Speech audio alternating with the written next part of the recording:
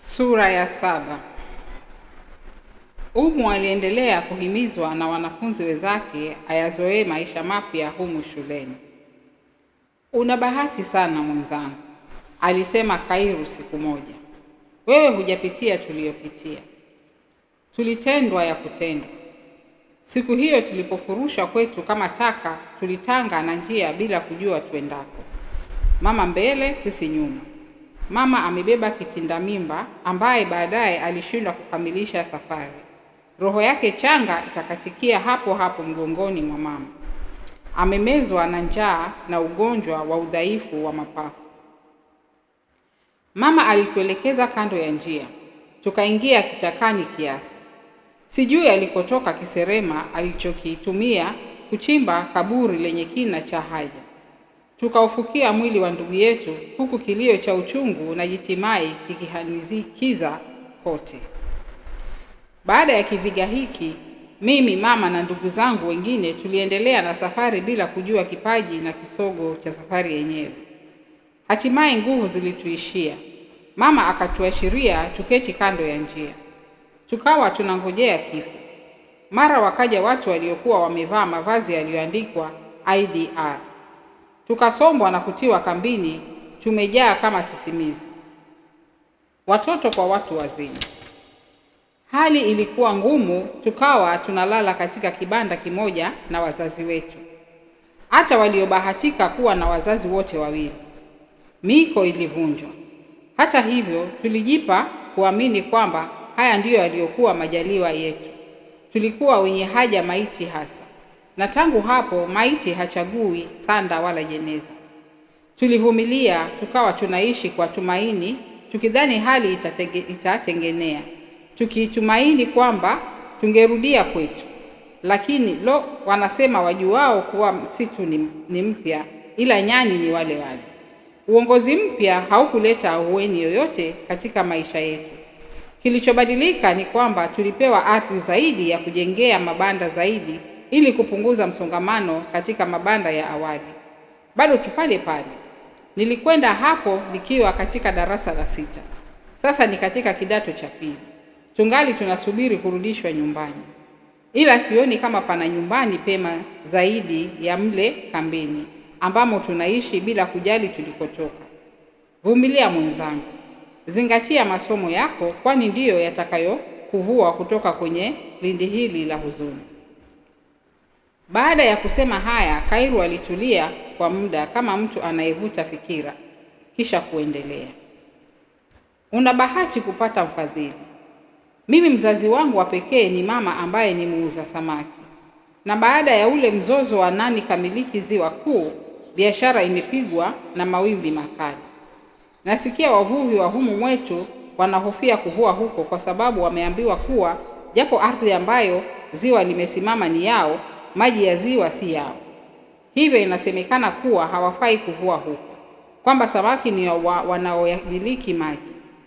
Matokeo ya mzozo huu yamekuwa masikitiko kwa familia nyingi. Samaki wamekuwa adimu sokoni na bila shaka bei yake inaweza kutabirika. Kwa mtu maskini kama mama ambaye hana mtaji wa kuanzisha biashara nyingine, maisha yamekuwa magumu zaidi.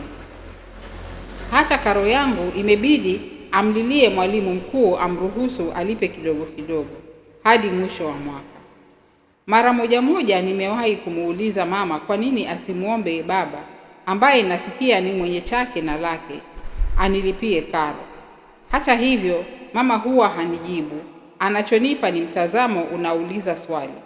Nitamwambia vipi mtu mwenye familia yake kumkimu mtoto aliyezaliwa nje ya ndoa? Kila mara hujiuliza ikiwa watoto huwa na hadhi tofauti nje au ndani ya ndoa.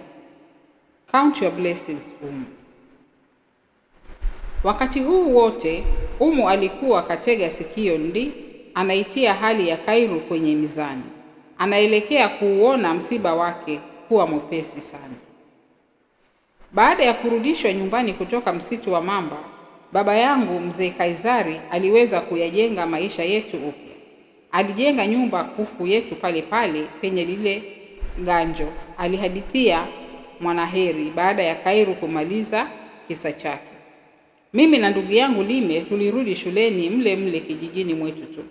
Haikuwa vigumu kuyazoea maisha tena, kwani wanafunzi wenzetu walitupenda mno. Lime alikuwa hodari katika michezo ya kuigiza, ile ya kitoto. Alikuwa mcheshi mno. Kwa hivyo kutokuwepo kwake shuleni kuliwafanya watoto kumpeza. Mimi sikuwa hodari sana katika michezo, lakini nilikuwa najaribu kupalilia kipawa changu cha kugani mashairi mepesi. Majirani nao walimsaidia baba kukabiliana na hali yake mpya. Ingawa mara nyingi baba alikuwa na hofu kuwa tungeshambuliwa tena, majirani walimhakikishia kuwa hawangeruhusu jambo lolote kusambaratisha tena udugu baina yao. Hali ya utulivu ilitawala tena. Hata hivyo, walisema wasemao kwamba pang'okapo jino pana wasiwasi. Uhusiano kati ya marehemu mama yangu na mavyaa yake ulikuwa umeingia ufa. Nasikia kwamba mama mkwe daima humwonea gere mkaza mwanawe kwa kumwona kama aliyekuja kumbwakura mwanawe. Hali hii ilizidishwa na tofauti ya kiusuli kati ya mama na baba. Mwanaheri alisita kiasi, akatikisa kichwa na kisha kuendelea. Nasikia mama yangu ametoka kwenye jamii ya Bamwezi. Baba mnajua jamii yake bila shaka. Daima mama alichukuliwa kama mgeni, si katika boma letu tu, bali pia katika kijiji kizima. Haikuwa ibra kumsikia nyanya akimrejelea mama kama muki, yani huyo wakuja, na kusema kwamba msichana wa Bamwezi hata akiwa na umri wa miaka 90 ni msichana wa Bamwezi tu. Haya yalilengwa kumkumbusha kwamba yeye hakuwa wetu. Uhasama ulizidi baada ya vurugu za miaka 5 iliyopita. Nyanya alimwona mama kuwa chanzo cha kuharibiwa kwa mali yetu, kwamba ndiye aliwafanya majirani zetu kutuchomea boma ili watuondolee gugu ambalo lililutia najisi utambulisho wetu. Nilimtazama mama akidhoofika kiafya kwa majonzi ya kutengwa na wale aliowadhania ni aila yake. Sikujua kilichokuwa kinamdhili siku hizo, ila nilikisia kuwa mlikuwa na mvutano kati yake baba na nyanya. Mwanaheri alisafisha koo na kuendelea kwa sauti iliyolemaa. Jahazi letu liligonga mwamba asubuhi moja nilipoamka na kupata kibarua juu ya meza ndogo iliyokuwa chumbani mwangu. Kibarua hicho kilikuwa kimehifadhiwa ndani ya bahasha ndogo nyeupe yenye picha ya moyo. Niliifungua barua kwa viganja vilivyokuwa vinatetemeka na kuyafikicha macho yangu ili kuona aliyekuwa ameiandika. Hata hivyo, macho yalikataa kuona wakati huu. Woga huweza kumtia mtu upofu wa muda. Hatimaye moyo wa shauku uliyashurutisha macho kukisoma kile ambacho kilisomeka kama ujumbe wa mauti. Tarehe 2 mwezi wa 6 mwaka 2009. Mpendwa Mwanaheri, utakapoisoma barua hii sitakuwa hapa. Pengine hata sitakuwa katika ulimwengu huu. Ila jua ya kwamba imenibidi kuondoka. Sikudhamiria hata siku moja kuwaacha wewe, Lime, wala baba yenu. Lakini uvumilivu wangu umeshindwa kuniletea mbivu.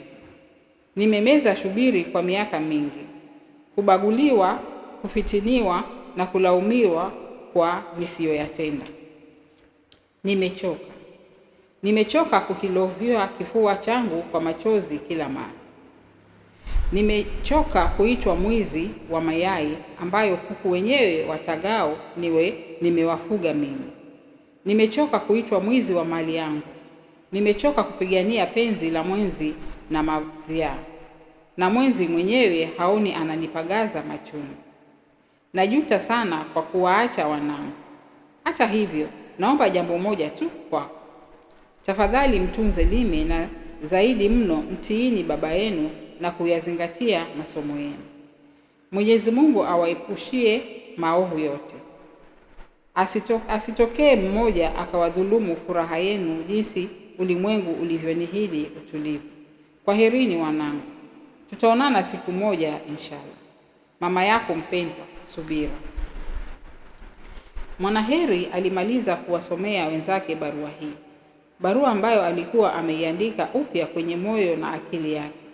barua ambayo kila mara alipoisoma hisia za maunevu ziliuchocha moyo wake. Akahisi kama aliyekanyagwa na daluga, ila hakujua wa kushtaki. Baada ya miezi miwili, Mwanaheri aliendelea kuhadithia baba alikwenda kumtafuta mama kwao, asimpate. Alijuzwa kuwa mama alikuwa ameenda mjini Kisuka kuzumbua riziki. Baba alifululiza mjini kumfuata mama. Majuto yamemjaa kifuani. Miezi miwili, mitatu, minne, mitano, sita. Hata alipompata alikuwa amejifia chumbani mwake wiki mbili zilizopita. Tayari mafunza yanafanya kazi yao. Chupa ya kinywaji kikali ubavuni pake. Baba alizoazoa kilichobakia na uozo, tukakizika. Kaburi limesimama kwa kedi nje ya nyumba yetu kama ukumbusho wa mama yetu Subira. Ninaloumiza zaidi ni kuamka kila asubuhi kumtazama baba ambaye amebaki gofu tu. Uchungu uliojiandika usoni mwake unazidi hata ule uliomkumbatia siku alipotutazama mimi na Lime tukifanyiwa unyama na vijana wenzetu. Mwanaheri alimaliza usimulizi wake ghafla na kushusha pumzi nzito. Matone mazito ya machozi yalikuwa yakimdondoka. Umu na Kairu walimwacha autue mzigo wake. Hadithi yake Mwanaheri ilisomeka kama ya Umu. Tofauti ni kwamba Naomi mama yake Umu hakumjuza kuwa ameondoka. Sasa Umu alianza kuhisi mzigo wake ukiwa mwepesi zaidi. Shoga yangu, nakwambia mara nyingi mwalimu anapofundisha mawazo yangu kutangatanga, aliendelea Mwanaheri. Hujiuliza kwa nini mama alitekeleza kitendo hiki cha ubinafsi, lakini huja nikamlaani shetani kwa kujishughulisha na mambo ambayo siwezi kuyabadilisha. Vipi binadamu anavyoweza kuyazoea maji yaliyomwagika? Nimeamua kufuata ushauri wa mwalimu Dhahabu wa kuandama elimu kama nyenzo na kuniwezesha kuleta mabadiliko katika jamii.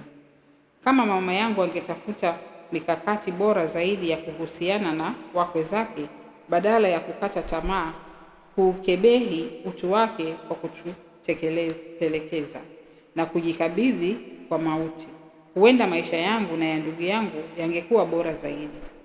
Kulelewa na mzazi mmoja kuna kero, hasa ikiwa mzazi huyo anaandamwa na majuto daima. Mwanaheri sasa alikuwa akizuia kilio ambacho kilikuwa kinataka kumvamia tena. Wakati wote huu Zohali alikuwa anausikiliza utambaji wa marafiki zake huku amebana kekevu za kilio zilizokuwa zimemvamia. Moyoni mwake mlikuwa na mvutano mkubwa.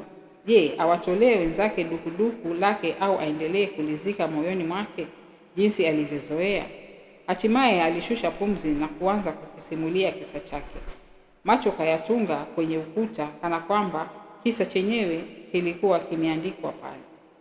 Mimi nilikuwa mtoto wa nyumba kubwa, Zohali alianza kwa sauti ya chini. Babangu alikuwa mkurugenzi katika shirika la utoaji wa huduma za simu. Mamangu alikuwa mwalimu mkuu wa shule maarufu ya kitaifa. Si kwamba sikuelewa nikaleleka. La, baba na mama walikuwa walezi wema. Mimi na ndugu zangu hatukupungukiwa na lolote, si pesa za masurufu, si ushauri, vyote tulipewa. Zohali aliendelea.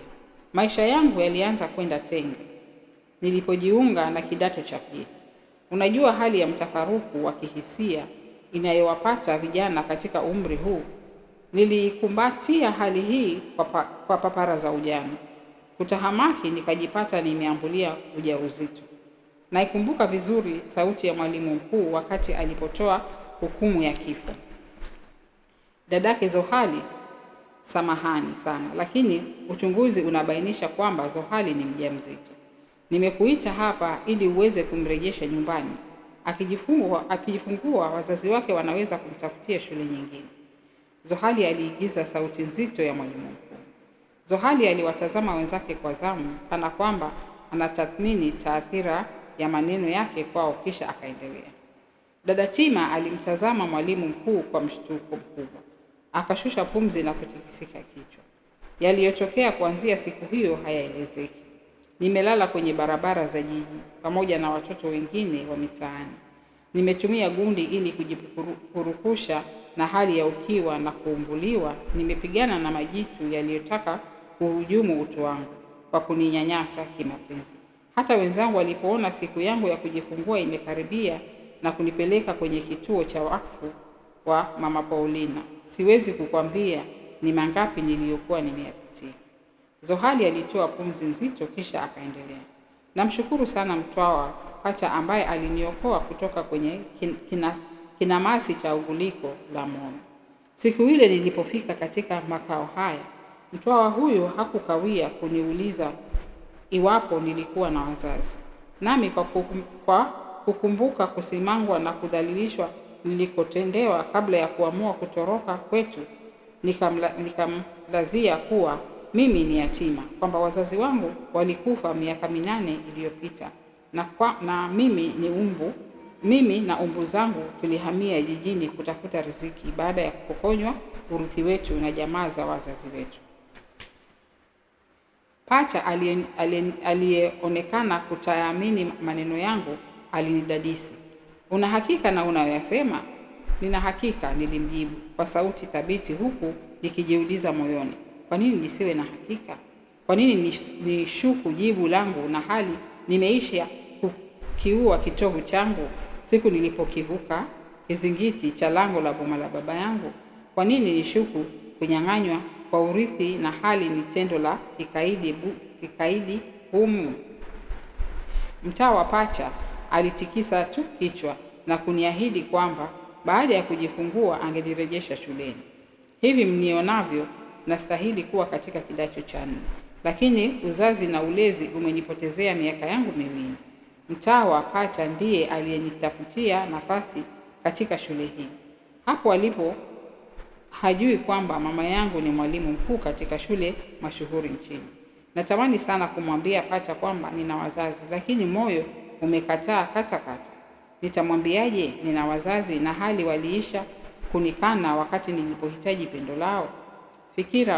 Fikiria wewe, umeambuliwa ujauzito katika umri teketeke.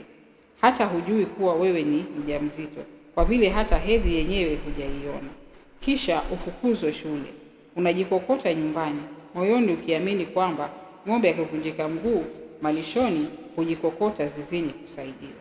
Kwamba hata kosa lako likawa kubwa vipi, teke la huku halimuumizi mwanawe.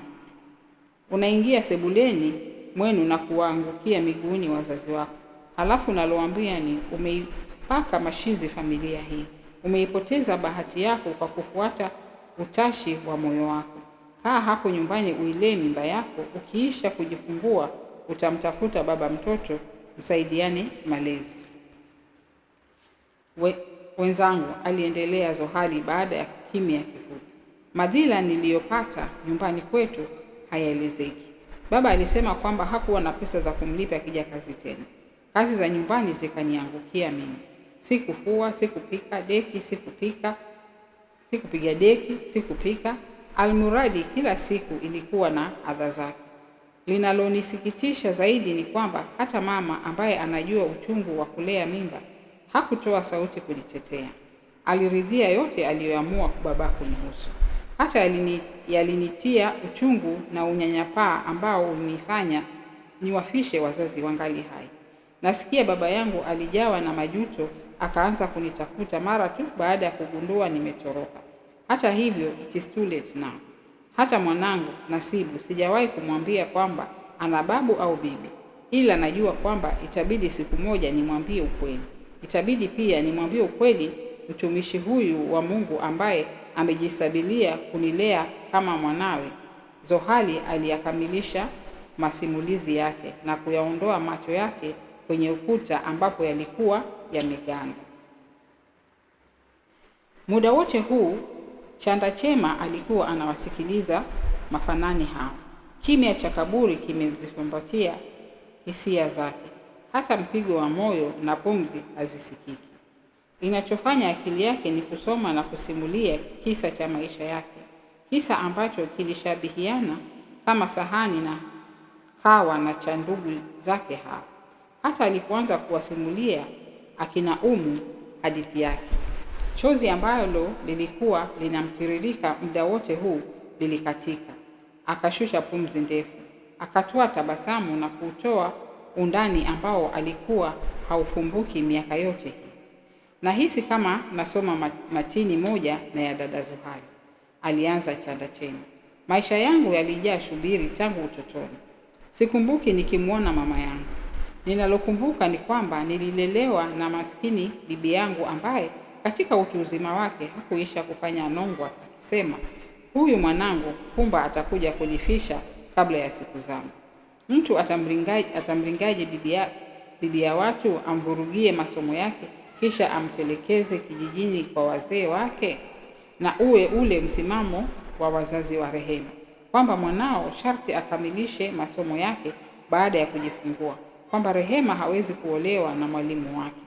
Lakini huku kuniletea mtoto nimlelee si haki. Mahitaji ya mtoto yenyewe hatumi. Nimebaki kutumia kidogo ninacholetewa na dada zake kumtunza huyu mtoto. Kama alivyotabiri, bibi alikufa nikiwa katika darasa la kwanza. Kabla hajafa bibi, anti zangu walikuwa wameisha kuolewa. Tukabaki mimi na bibi huyu kuliwazana. Nasikia baba yangu Fumba alikuwa kahamia Uingereza na familia yake anafundisha katika chuo kikuu. Nyota yangu ilizimika baada ya mauko ya nyanya. Mwezi wa kwanza baada ya taazia hiyo nilihifadhiwa na jirani, nikawa naenda shuleni na kurudi huko huko, mimi na watoto wake watatu ambao tukisoma pamoja. Mwezi wa pili nilianza kuona mabadiliko. Ule uchangamfu aliyokuwa nao Satua, mke wa jirani, uliyekuwa ghafla kama umande kwenye jua la asubuhi. Ikawa ni mgeni siku ya kwanza, siku ya pili chukua jembe upalini. Satua alianza kulalamikia hili na lile. Alilalamikia kuisha haraka kwa sukari. Alilalamikia matumizi kiholela ya sabuni ya kuogea. Alinung'unika kuhusu kubanana kwa jeshi la watoto kwenye chumba cha malazi. Almuradi kila kitu kilikuwa na doa machoni mwa Satua. Hata nilipong'amua kwamba akufukuzaye hakwambii toka, nilikuwa nimepitia mengi. Nilifunganya kidogo nilichokuwa nacho, nikapitia kwenye boma la marehemu nyanya yangu. Nikalitia kufuli lango la boma na kujikabidhi kwa ulimwengu. Niliuliza kitovu cha mama yangu kutoka kwa majirani, lakini sikupata habari za kutosha kupafika mahali hapo. Hata maelezo alionipa jirani mmoja katika mazungumzo yetu hayakufaa kitu. Mama yako alifananua Katini, ni mzaliwa wa Pwani. Huku ndiko baba yako Fumba alikokuwa akifundisha alipokutana naye. Fumba alisuhubiana na Rehema akiwa kidato cha 3. Wewe ni zao la uhusiano huu. Tendo la Fumba la kumwendea kinyume mwanafunzi wake lilimsababisha kuachishwa kazi kwa muda na baadaye kuhamishiwa eneo lingine.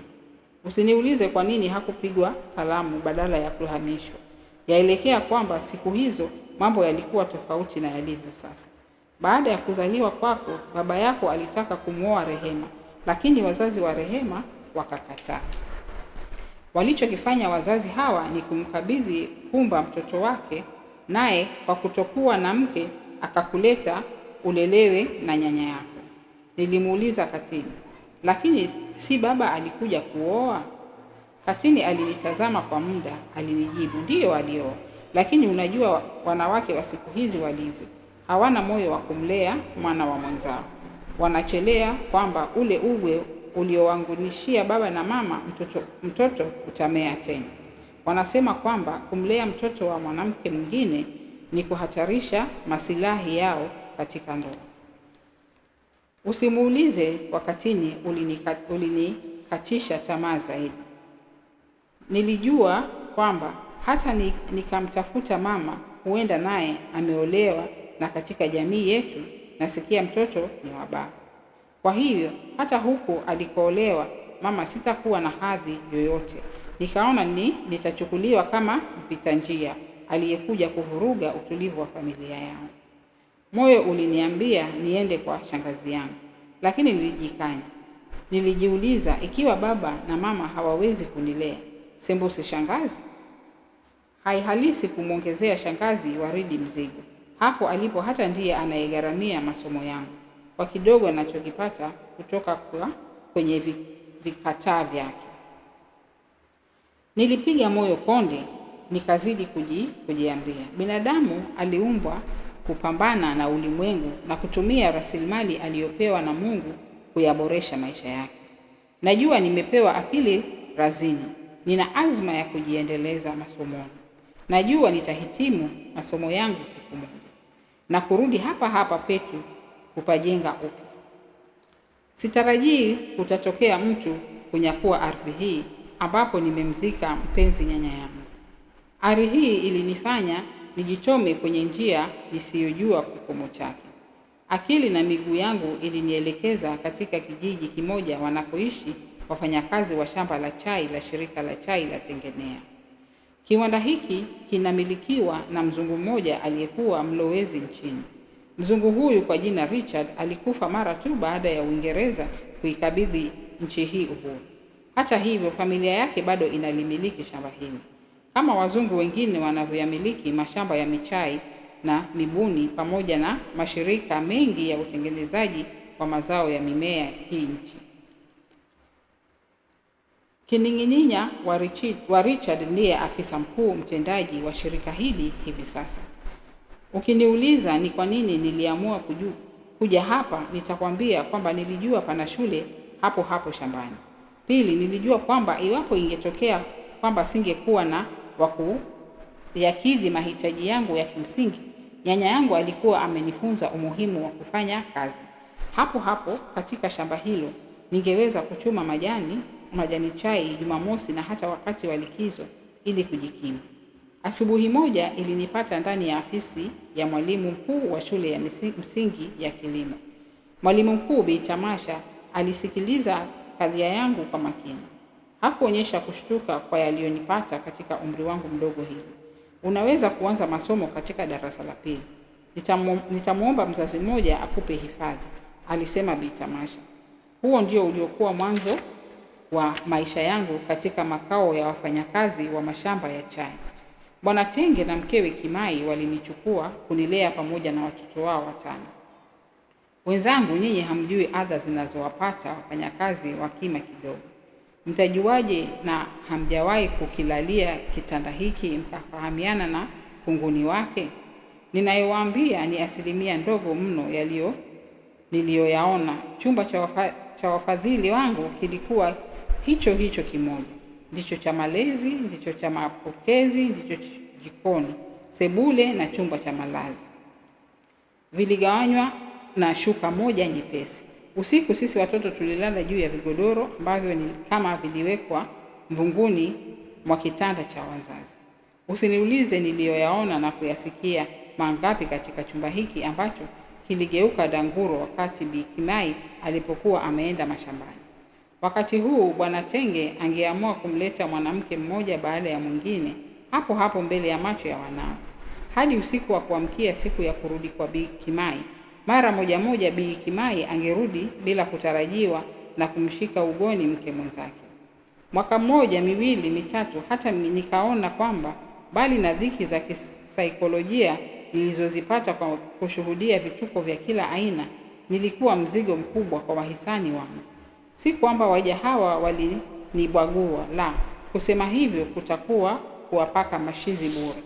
Hata hivyo, nilihisi kwamba nimepata mbavu za kufanya angaa kibarua kidogo na kuwatua wawili hawa mzigo wa kuninunulia sare na madaftari.